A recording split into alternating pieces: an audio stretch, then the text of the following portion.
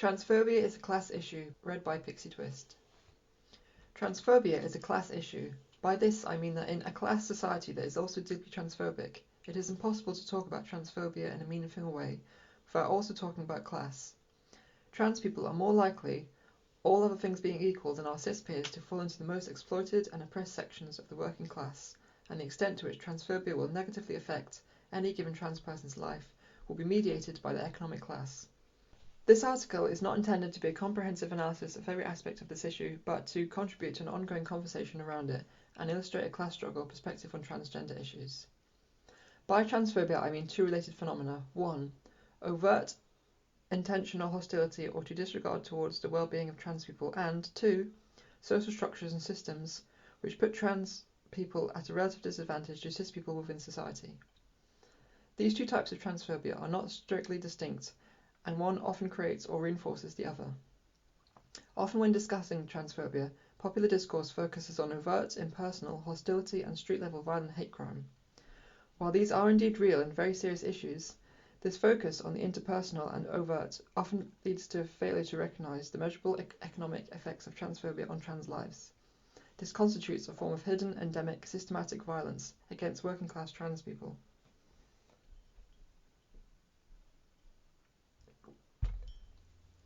A 2015 EU report found that trans people in the EU were more likely than their cis peers to be at the bottom 25% of earners, and that around a third of trans people reported experiencing workplace discrimination in the year leading up to the survey, and a similar proportion had experienced discrimination while looking for housing. Unsurprisingly, given high levels of workplace discrimination and general social stigma, trans people are disproportionately more likely to experience unemployment. Emma Rundell carried out a survey of trans people as part of their 2010 PhD thesis, and found that 14% of respondents were unemployed, around 2.5 times the then national unemployment rate. This is consistent with a general trend in the literature for higher rates of unemployment amongst trans people. A 2015 report by the Albert Kennedy Trust found that LGBTQ youth were grossly overrepresented within youth homeless populations, stating that 1 in 4 young homeless people were LGBTQ. The report also found that a majority of young LGBTQ homeless people reported rejection or abuse at home as a major factor in their homelessness, with an overwhelming majority of housing providers failing to recognise the unique and specific needs of this marginalised community for housing support. Specific figures for trans people alone in the UK are difficult to find. However, in Canada, a culturally similar developed nation, the research and community organisation TransPulse carried out a study of health outcomes on 123 trans people aged 16 to 24, with a view to measuring the effect of parental support. All respondents reporting strongly supportive parents reported being adequately housed. However, almost half of the 2/3 of respondents who did not have strongly supportive parents were inadequately housed, homeless, or in a precarious housing situation, around 1/3 of the total sample.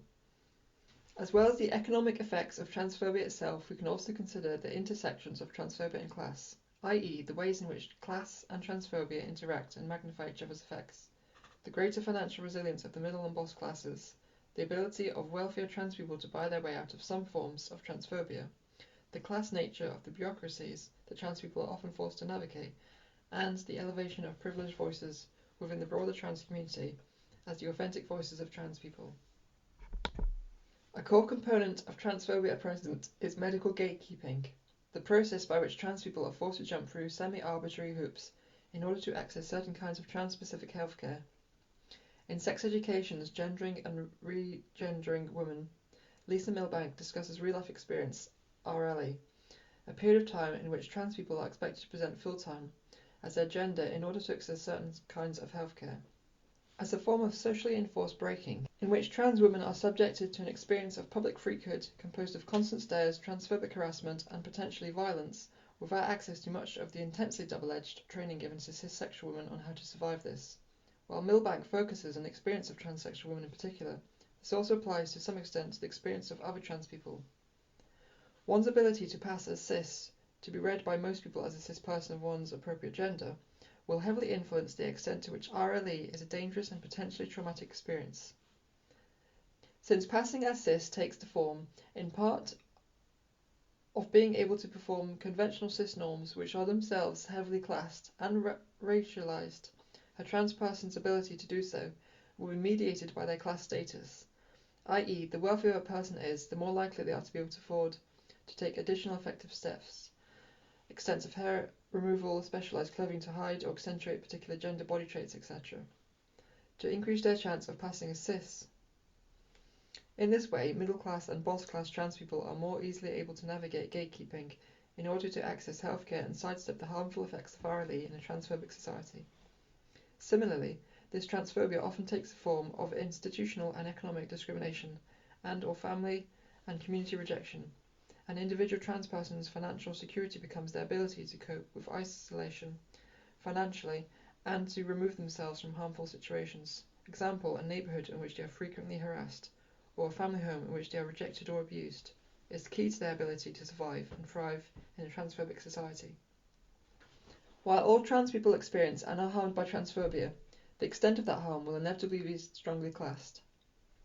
To live as a trans person in today's society is to frequently find ourselves bumping against the various bureaucracies that serve as its basis, from things as theoretically simple as changing one's legal name to navigating the complaints procedure of government departments or companies in order to secure some kind of accountability for another instance of transphobia.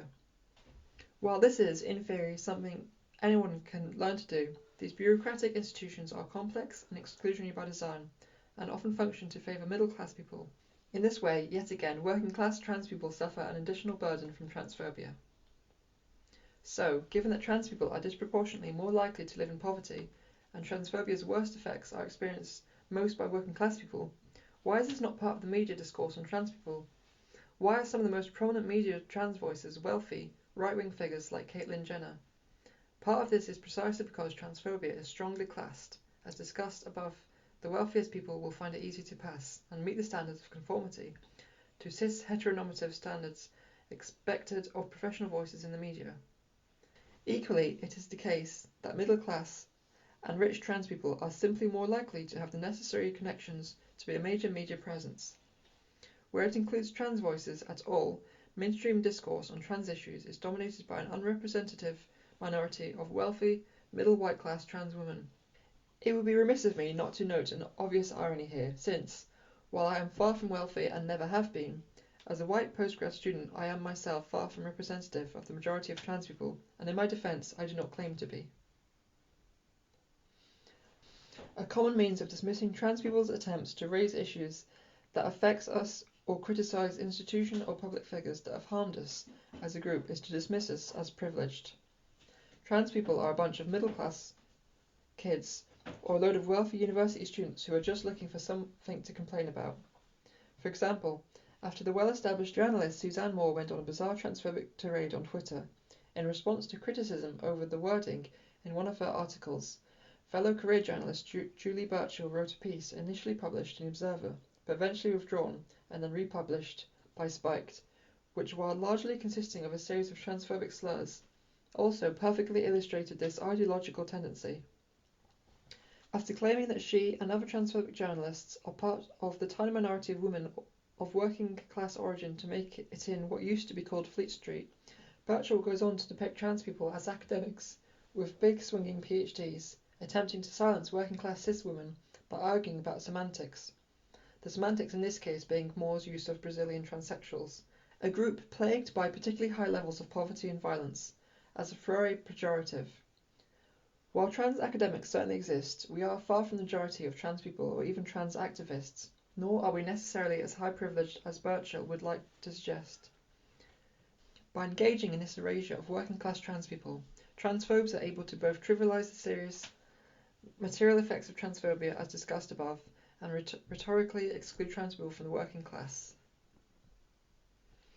In her excellent 2008 essay, Liberal Multiculturalism is the Hegemony, It's an Empirical Fact, a response to Slajov Zizek, Sarah Ahmed points out that racism is often projected onto the white working class, with liberal prohibitions on overt bigotry serving merely as a means to locate bigotry in some marginalised other.